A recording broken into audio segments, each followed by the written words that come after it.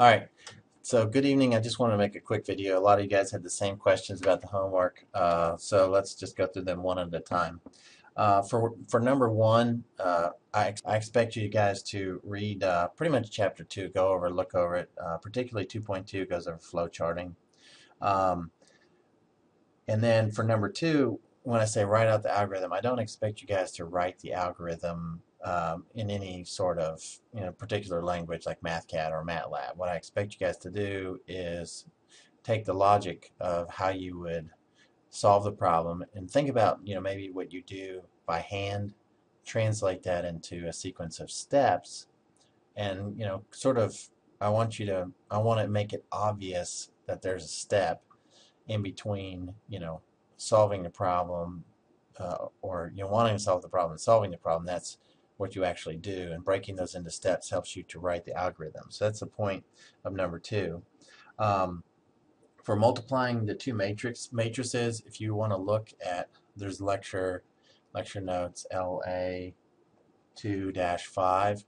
There's an equation in there that says Cij is equal to the sum from k equal 1 to n for a, I, k, b, k, j, where if you have a matrix A, just like on the paper, you have A11, A12, A13, A21, A22, and then you have a matrix B, or a vector B, where you have B1. Actually, this is the matrix B11, B12, B21, B22.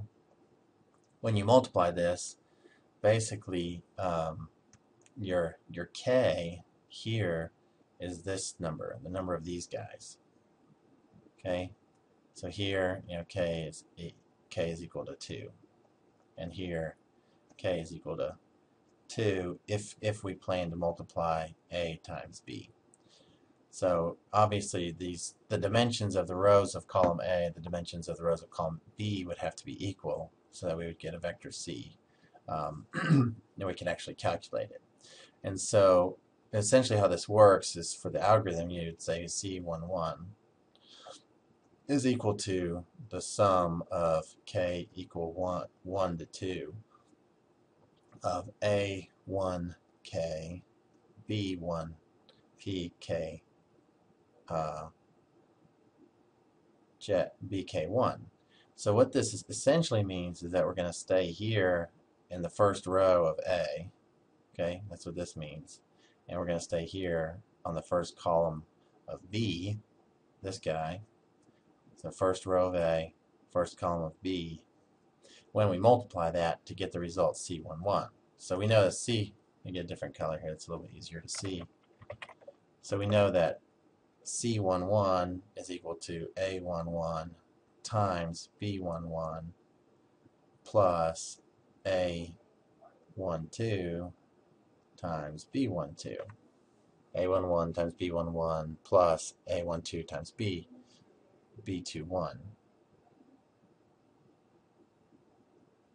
Okay? And that's basically what this expression says here. And so to make this into an algorithm, you'd say, get the number of rows of A, get the number of columns of B, see that those numbers are equal, so a step would be, given two matrices, to get rows of A and columns of B, and test to see that A equals B. If not, then you'd fail, and then you multiply, blah, blah, blah, blah, blah.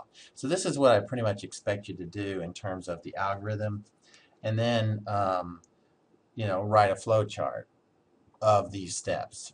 So, for the flow chart, you have the reference that I gave you online, and then also you have chapter 2 in the book. And the flow chart, will tell you if there's a decision, if this is true, if this is yes, do this, if it's no, do this, and we can sort of write the algorithm. So essentially, part two of this is to write the algorithm, and then part three is to um, draw the algorithm. So that's pretty much what I expect you to do. And then I want you to do the same thing for Gauss elimination. And so part of the trick here is for you to understand when you do this calculation here, when you calculate your C matrix, and you're saying, here's, A times B is equal to C, and then you're calculating C11, C12, C21, C22.